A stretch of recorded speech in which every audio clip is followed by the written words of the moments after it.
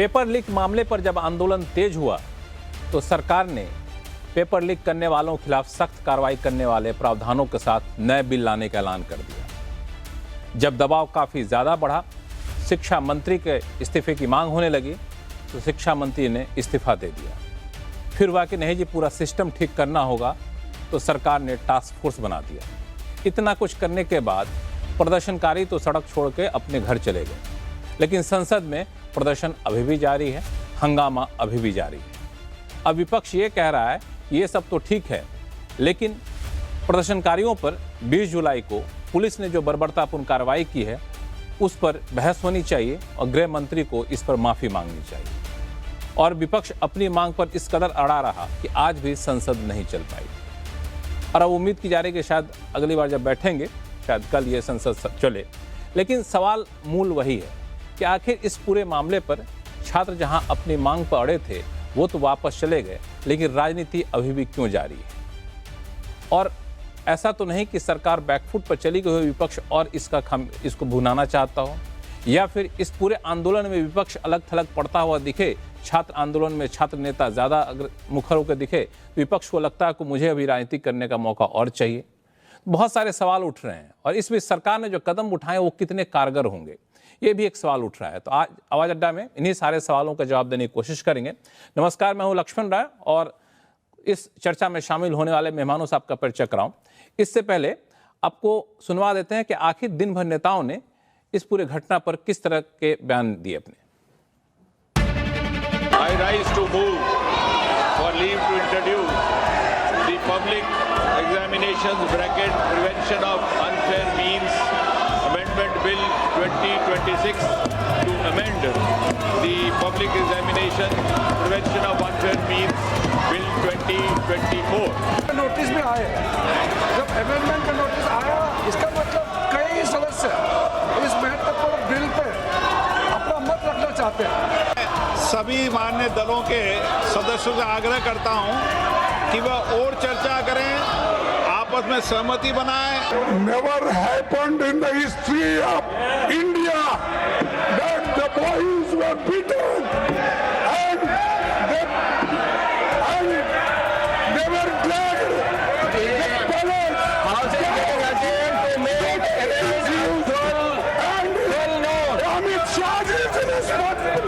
ये इन्होंने अभी भी एफआईआर दर्ज की है स्टूडेंट्स के खिलाफ, शायद कल रात को याद बिहार में, बंगाल में, तो ये अपनी आदतों से बाज तो आए नहीं हैं। कुछ स्टेट्स में पुलिस बहुत ब्रूटल तरीके से क्रैकडाउन भी कर रही है एंड लीगल मुकदमे भी लगा रहे हैं छात्रों के खिलाफ। जो भी अभी छात्र ऐसे टारगेट हो रहे हैं देश भर में, please hold on, we are with you. हम लोग पूरा लॉयर्स के साथ टच में है, कोऑर्डिनेशन में है एंड एंड तक इस चीज़ को हम लोग पहुंचाएंगे।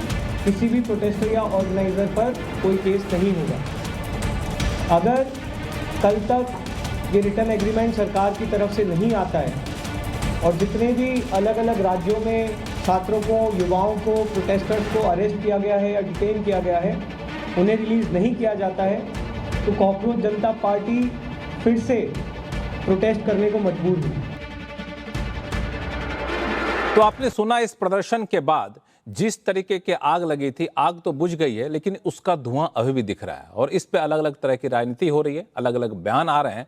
अब इसको लेकर के राजनीतिक पार्टियों की रणनीति क्या होनी चाहिए, क्या होगी, और जो प्रदर्शनकारी छात्र नेता हैं उनकी रणनीति क्या होनी चाहिए, इस पर चर्चा करेंगे। हमारे साथ विशेष मेहमान जुड़ रहे हैं। कांग्रेस के प्रवक्ता रविकांत साहब हैं, राजनीतिक विश्लेषक संगीत रागे जी हैं, वरिष्ठ पत्रकार सतीश के सिंह हैं और वरिष्ठ पत्रकार महराज दुबे साहब भी हैं, जो कि लंबे समय तक पत्रकारिता किए और अब लोगों के रेपुटेशन बनाने के लिए कंसल्टेंट के तौर पर काफ़ी काम कर रहे होते हैं।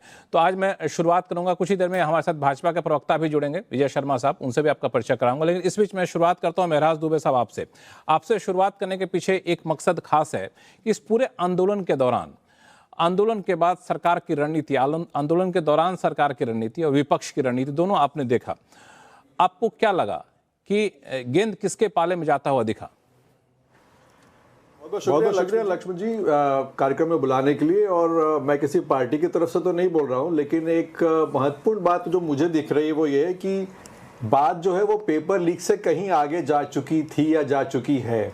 और मुझे लग रहा है कि एक बहुत बड़ा कदम जो सबसे पहले सरकार का जो था कल परसों में, वो ये था कि उन्होंने अपनी क्रेडिबिलिटी और रेपुटेशन बचाने के लिए सारे एक्शन लिए हैं। पेपर लीक तो वाकई में बहुत बड़ा मुद्दा है, घर घर का मुद्दा बन चुका था, वो शायद देर से समझ में आया हो सरकार के तंत्र को, लेकिन जिस तरह से आगे बढ़ के उन्होंने काम शुरू कर दिया है, ये साफ हो गया है कि बात अब पेपर लीक से कहीं और जा चुकी है। और ये जो पूरी हार जीत की बात चल रही कि कौन जीता कौन हारा, मुझे नहीं लग रहा कि ये हार जीत की बात है। मुझे लग रहा है कि ये समझौते से कहीं आगे सुलह किसने कराई और सुलह में सरकार इंटरेस्टेड हो गई और उसके बाद धड़ाधड़ एक्शन लिए, चाहे वो युवा सांसदों को उतारना हो, चाहे वो बहस के लिए तैयार होना हो, चाहे वो प्रधानमंत्री का इंस्टाग्राम पे आना हो, वो सारी बातें रेपुटेशन को लेके सरकार सजग हो गई है, क्रेडिबिलिटी बचाने में सजग हो गई, ताकि कल के दिन कोई ये ना कह सके कि ये सरकार रिस्पॉन्सिव नहीं है या अकाउंटेबल नहीं है या वो जनता की बात सुनती नहीं है। तो मुझे लग रहा है कि बात अब वहाँ पहुँच चुकी है। तो वहाँ पहुँच चुकी है और मुझे लगता है कि जो जिस तरीके से युवाओं की आवाज़ निकल करके सामने आई, तो उस युवाओं की आवाज़ के साथ कैसे अपने आप को तालमेल बिठाया जाए, उस तरह पे कोशिश होती हुई दिखी। हमारे साथ भाजपा के प्रवक्ता विजय शर्मा साहब भी जुड़ चुके हैं और कांग्रेस प्रवक्ता भी रविकांत साहब है। भाजपा के प्रवक्ता के पास जाऊँगा, लेकिन रविकांत जी आपके पास कि आप लोगों ने तो पहले मांग करी थी कि शिक्षा मंत्री इस्तीफा दे, शिक्षा मंत्री ने इस्तीफा दे दिया, उसके बावजूद अब कह रहे हैं कि नहीं, अब गृह मंत्री माफ़ी मांगे। ऐसा क्यों? आपको लगता है कि एक मांग मान ली गई, अब दूसरे मांग करो, जितना संभव हो सके इस पूरे आंदोलन से अपने को जोड़ कर रखो? नहीं लक्ष्मण जी, संभवतः आप उन चीज़ों को भूल रहे हैं। कांग्रेस पार्टी की शुरुआत से 3 मांगे रही हैं। हम लोगों की पहली मांग यही थी कि शिक्षा मंत्री का इस्तीफा होना चाहिए, फिर प्रधानमंत्री जी इसके लिए माफ़ी मांगे, और तीसरा ये था कि जो पुलिसिया बर्बरता हुई है, जिन लोगों ने वो बर्बरता की है, उनके खिलाफ कानूनी कार्रवाई होनी चाहिए।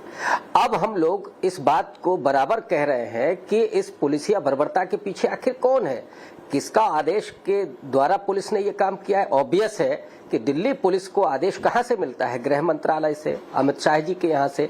तो ये सारा दायित्व तो अमित शाह जी का है, इसलिए उनको माफी मांगनी चाहिए। बिहार में AK-47 सब उठाई गई है। दिल्ली में जंतर मंतर पर पैलेट गन से हमला हुआ है बच्चों के ऊपर, उनकी हड्डियां तोड़ी गई हैं, किसी की आंख जाते जाते बची है। महिलाओं के साथ, बेटियों के साथ जो अभद्रता हुई है, वो क्या इस देश ने नहीं देखी? दुनिया ने देखी है। और इनको तो खैर शर्म आती ही नहीं है, लेकिन पूरा ये देश शर्मसार है। और तभी उसी दबाव में ये सरकार झुकी है। वरना राजनाथ सिंह का तो बयान आपको याद ही होगा कि साहब ये UPA नहीं है, ये NDA सरकार है, यहाँ इस्तीफे नहीं होते हैं। और अब इस्तीफे भी होते हैं, और जो इसके लिए जिम्मेदार हैं वो माफी भी मांगेंगे। और इसको लेकर के कांग्रेस पार्टी कतई पीछे हटने वाली नहीं है। और जिन पर कानूनी कार्रवाई हुई है, जिन बच्चों पर, वो भी खत्म होनी चाहिए, उन पर FIR खत्म होनी चाहिए। और जिन्होंने ये बर्बरता की है, उनके खिलाफ कानूनी कार्रवाई होनी चाहिए। ये हमारी पहले दिन से मांग है, इसमें हमने कोई अलग से चीज नहीं जोड़ी है। लक्ष्मण जी, जो कि आपने कहा भी कि और आपकी ही बात मान लूँ कि सरकार झुकी है, तो अब आप लोग और झुकाना चाहते हैं क्या? क्योंकि कार्रवाई के लिए सरकार ने पहले आश्वासन दे दिया है, आगे कार्रवाई नहीं होगी इसका भी आश्वासन दिया जा चुका है, इसके बावजूद आप लोग शांत नहीं है। मेरे साथ विजय शर्मा साहब जुड़ चुके हैं। विजय शर्मा साहब, अभी रविकांत जी को सुन रहे थे आप, जो कि कांग्रेस के प्रवक्ता हैं, उनका कहना है कि हमारी 3 मांगे थी, एक मांग तो सरकार ने मान ली, अभी तक 2 मांगे और बची हुई है, इसी वजह से हम हंगामा कर रहे हैं। देखिए लक्ष्मण जी, बात ये नहीं है कि हमारी मांगे क्या थी। स्टूडेंट्स के साथ हमारे 2-3 दौर की बात हुई, उनकी कुछ मांगे थी, वो सहानुभूति पूर्वक हमने उस पर विचार किया और आपके सामने प्रेस कॉन्फ्रेंस हुई थी सबके सामने, और उस पर अमल भी शुरू हो गया। और ये नकल कैसे बच्चे के भविष्य को बिगाड़ती है, उसको कैसे रोका जाए, उसके लिए प्रधानमंत्री जी खुद सामने आए और उन्होंने कितने कठोर कदम उठाए और उठाने जा रहे हैं। हम लगातार कार्य जारी है। 2024 में आपने देखा होगा 3 साल से लेकर 10 साल तक की सजा लेकर आए, जिसके कारण अभी जो दोषी थे 18 लोग अभी जेल के अंदर सड़ रहे हैं। वो यही था, नहीं तो 2006 से लेकर आज तक लगातार कोई ऐसा प्रदेश अछूता नहीं था, चाहे वो बीजेपी हो, कांग्रेस हो, चाहे JMM हो, कोई भी पार्टी हो, किसी भी पार्टी की सरकार हो, पंजाब हो, केरलम हो, कहीं भी हो, इस तरह की घटनाएं हो रही थी। उस घटनाओं को रोकने के लिए हमने प्रयास किए हैं, प्रयास कर रहे हैं और करते रहेंगे, और हमने संवेदनशील तरीके से इसको टैकल किया है। आपने देखा होगा सोनम वांगचुक जी के साथ हमने बात करके उनका हमने अनशन तुड़वाया। छात्रों के साथ 2-3 दौर की बात हुई, उन्होंने एक मांग रखी कि कहीं तटस्थ जगह पे रखते हैं, वो भी हमने मांग ली। तो ये सारी बातें दिखाती हैं। और अभी हम जिस तरह से एक बिल लाए हैं वो और भी कड़ा है। पहले 1 करोड़ तक का जुर्माना था, अब 10 करोड़ तक का जुर्माना, 10 साल की मिनिमम सजा रखी है उसके अंदर हमने। तो ये सारी चीजें दिखाती हैं कि हम एक के बाद एक छात्रों के भविष्य के लिए काम कर रहे हैं। और जहां तक एनटीए की बात है, अभी मैं कांग्रेस प्रवक्ताओं की बात सुना था, एनटीए क्यों लाना पड़ा? आपने देखा होगा सारी यूनिवर्सिटियां अपने एग्जाम कराती थी, और फिर जो गरीब लोग थे उनके एडमिशन हो नहीं पाते थे, वो 25-25, 30-30, 35-35 लाख रुपए उनसे पैसे लेती थी, तब एडमिशन होते थे। तो गरीब आदमी का कहां से होगा? अब एकीकृत हमने जिस तरह से पूरे देश में किया तो वो चीजें काफी सहायक हुई। तो अब ये जो कमियां हैं, खामियां हैं, उनको हम ठीक करने का काम कर रहे हैं और लगातार हमारे प्रयास जारी है। और विपक्षी कोई किसी तरह का कोई भी सहयोग करना चाहते हैं, अपना कोई विचार रखना चाहते हैं, तो संसद से उपयुक्त जगह कहां हो सकती है? उससे जगह तो मुझे तो लगता नहीं। मुझे बता दें ये कि देश में संसद से अच्छी जगह कौन सी हो सकती है जहां आपने सुझाव रख सकते हो। अभी हम जो प्रस्ताव प्रस्तुत करने जा रहे हैं, जो हो उसको टेबल कर रहे हैं, तो उसमें आप अपने प्रस्ताव लाइए, बताइए क्या इसमें सुझाव है आपके। सिर्फ आप छात्रों को बरगलाना चाहते हो। इस पे मैं रविकांत जी से इससे मैं उनका कमेंट लूंगा, लेकिन 2 मेहमान हमारे साथ जुड़े, उनको भी शामिल कर लूं शो में। संगीत रागी साहब और सतीश के सिंह साहब है। सतीश के सिंह सर, ठीक है, सब कुछ हो गया, अब तो जो भी आपको बात करनी चाहिए, सदन में चर्चा होगी, तो क्यों चर्चा से क्यों पीछे हटना, क्यों हंगामा करके समय बर्बाद करना? मुझे तो ये समझ में नहीं आ रहा लक्ष्मण जी की सरकार इतना बेसब्री से, बेताबी से संसद चलने क्यों देना चाहती है। ये है, मुझे इनकी व्यग्रता नजर आ रही है। कई बार तो कहा जाता है कि सत्ताधारी पार्टी चाहती ही नहीं है कि संसद चले, और वो बहुत तरह से सूट भी उनको करता है। बात यह है लक्ष्मण जी, थोड़ा ध्यान से सुनिए और सबको सुनना चाहिए कि ये सवाल, महराज ने ठीक कहा कि ये सवाल परीक्षा का है ही नहीं। ये परीक्षा तो एक पहला पड़ाव है। जिस देश में 90 के मुकाबले ग्रेजुएट की संख्या तिगुनी हो गई हो, 1990s के, उससे तिगुनी हो गई है, अभी तो जनगणना हुई भी नहीं है, और आपके पहले साल में ग्रेजुएट करने के सिर्फ 7% लोगों को एक सैलरी वाली परमानेंट नौकरी मिल रही है। तो मैं इसको परीक्षा का ज्यादा मुद्दा नहीं समझता। ये परिवारों के आर्थिक बजट का मुद्दा है कि सरकारी मेडिकल कॉलेज में जाइएगा तो 20,000 से लेकर के, महाराष्ट्र को छोड़ दिए वहां 8 लाख तक लगता है, नहीं तो आप हजारों में ही आपकी शिक्षा हो जाएगी।